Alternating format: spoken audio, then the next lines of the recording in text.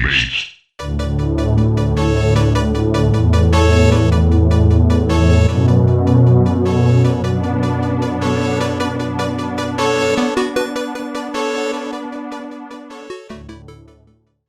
Hello, my name is Maxine, and I am a self-care advocate for natural healing. I guide people out of toxic relationships and limiting belief system. We're here to talk about the fourth chakra, our most fragile chakra, the heart. You see, the heart is responsible for compassion, empathy, love, and forgiveness.